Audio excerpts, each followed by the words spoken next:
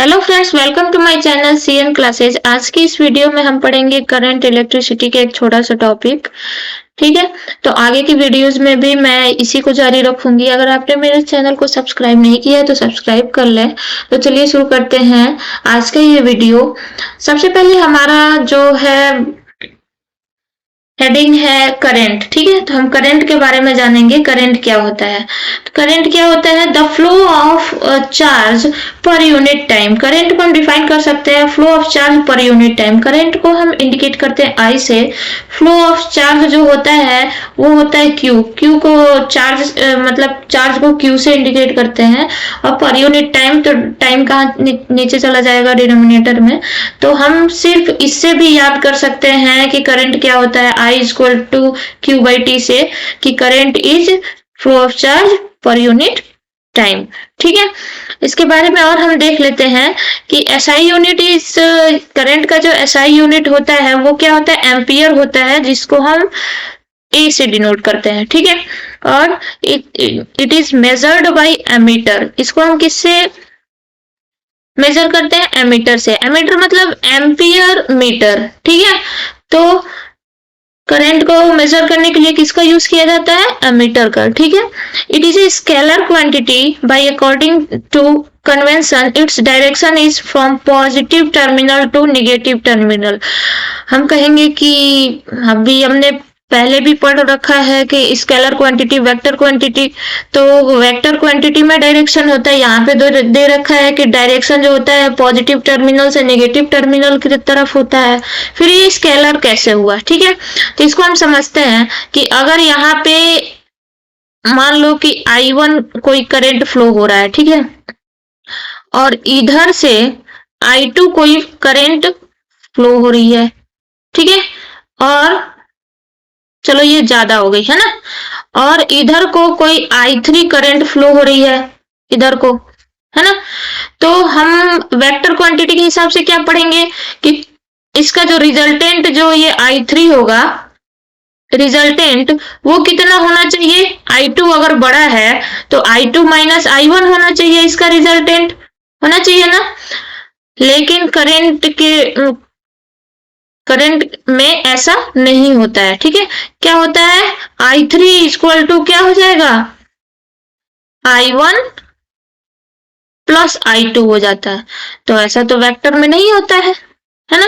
तो इस रूल को ये फॉलो नहीं करता है, इसलिए ये एक स्केलर क्वांटिटी है। इस पे मत जाना कि ये पॉजिटिव से नेगेटिव की तरफ इसका डायरेक्शन होता है, तो इसलिए ये एक वेक्टर है। नहीं, वेक्टर नहीं है, स्केलर क्वांटिटी है। ठीक है, उसके बाद हम देखेंगे टाइप्स ऑफ करंट। करंट कितने तरह के होते हैं? तो दो तरह के होते हैं। फर्स्ट है हमारा अल्टरनेटिंग करंट, जिसको हम AC नाम से जानते हैं, है ना। Current whose magnitude changes continuously but direction changes periodically is called alternating current। यहाँ पे इसका जो मैग्नीट्यूड है वो चेंज हो रहा है लगातार, है ना। यहाँ पे ये जो मैंने डायग्राम बना रखा है इसमें ये अल्टरनेटिंग करंट है। यहाँ पे इसका मैग्नीट्यूड मैक्सिमम देखो कितना जा रहा है? I0, है ना। ये इसका मैक्सिमम है यहाँ पे। लेकिन यहाँ देखो, यहाँ पे कुछ और होगा, यहाँ पे कुछ और होगा, है ना, यहाँ पे कुछ और होगा। तो इसका मैग्नीट्यूड बार बार चेंज हो रहा है। ठीक है, करंट का। लेकिन जो इसका डायरेक्शन है ये इधर तो पॉजिटिव की तरफ है इतने देर तक, लेकिन जैसे यहाँ से यहाँ तक तो ऊपर तक तो पॉजिटिव की तरफ है, यहाँ आया तब नेगेटिव की तरफ हो गया। मतलब जब इसका पीरियड चेंज हुआ है, ये एक पीरियड पूरा एक साइकिल जैसे चेंज हुआ, ठीक है, तब जाकर के ये इसका डायरेक्शन चेंज हुआ नीचे की तरफ, है ना। ये पूरा हो जाएगा तब फिर से ये पूरा हो जाएगा, तो फिर इसका ये डायरेक्शन तब चेंज होगा। फिर ये ऐसे, मतलब ये पेरियोडिकली जो है इसका डायरेक्शन चेंज होता है, लेकिन इसका मैग्नीट्यूड जो है वो लगातार चेंज होते रहता है। ठीक है, तो ये हो गया अल्टरनेटिंग करंट। दूसरा है हमारा डायरेक्ट करंट। डायरेक्ट करंट क्या होता है? जो बैटरीज में लगी होती है ना, जिसमें भी बैटरी होगी उसमें डायरेक्ट करंट होगा, डीसी होगा। और जो हमारे घर में सप्लाई आती है वो क्या होता है, एसी होता है। जैसे मोबाइल है उसमें बैटरी लगी होती है तो वो तो डीसी होता है। फिर उसके बाद से हमारा लैपटॉप हो गया, उसमें भी बैटरी होती है, उसमें भी डीसी होता है। लेकिन जो हमारा प्लग होता है घर का, जिसमें मेन सप्लाई आती है, वो क्या होता है, एसी होता है। इन्वर्टर में की जो बैटरी होती है उसमें डीसी होता है।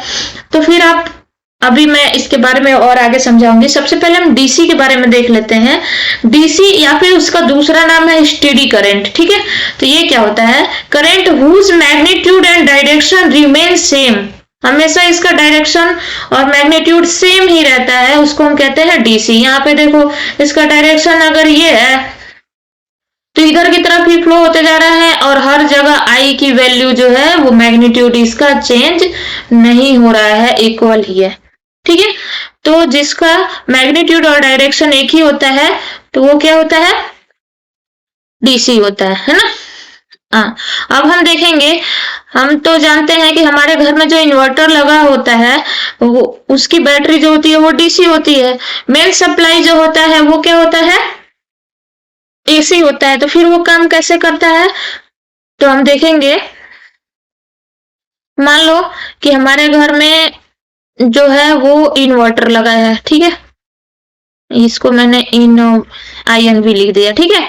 और ये किससे कनेक्ट होता है, ये कनेक्ट होता है बैटरी से, उसके लिए मैंने B लिख दिया, ठीक है।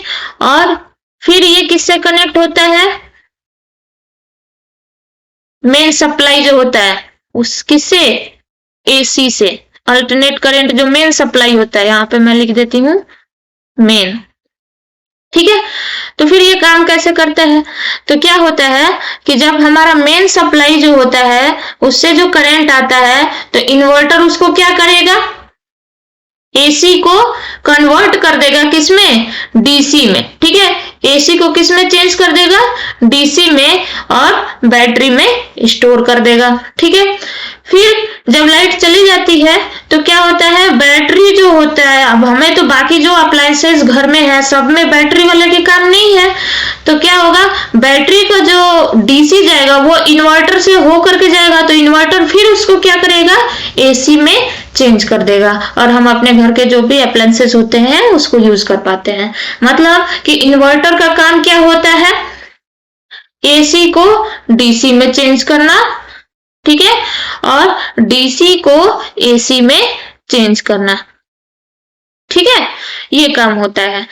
लेकिन अब आप पढ़ोगे कि सोचोगे कि जैसे मोबाइल हम लोग चार्ज करते हैं, तो मोबाइल चार्ज करते हैं तो उसमें तो जो हमारा प्लग होता है उसमें तो एसी आता है, मोबाइल को चाहिए डीसी, वहां पे तो बीच में हम इन्वर्टर यूज नहीं करते। लेकिन वो चार्ज कैसे होता है, तो कैसे चार्ज होता है, जो हम लोग का मोबाइल होता है उसका जो चार्जर इसीलिए आता है, ठीक है। तो चार्जर में भी छोटा सा, एक तरह से कहें तो रेक्टिफायर या इन्वर्टर जैसे ही लगा रहता है, वो भी क्या करता है कि एसी को डीसी में चेंज करता है, ठीक है। फिर आप कहोगे कि उसमें तो पावर ज्यादा आता है ना, और मोबाइल का पावर जो होता है वो कम होता है, तो फिर वो कैसे चार्ज हो जाता है, तो देखो उसमें जो चार्जर होता है ना उसमें एक छोटा सा ट्रांसफार्मर भी लगा होता है। तो ट्रांसफार्मर क्या करेगा, जो हाई वोल्टेज आएगा उसको लो में कन्वर्ट करके, और तब हमारे मोबाइल में, मतलब मोबाइल को चार्ज करेगा, ठीक है। तो आई थिंक आपको ये टॉपिक समझ में आ गया है। तो मिलते हैं अगले वीडियो में इसी चैप्टर के दूसरे टॉपिक के साथ, ठीक है।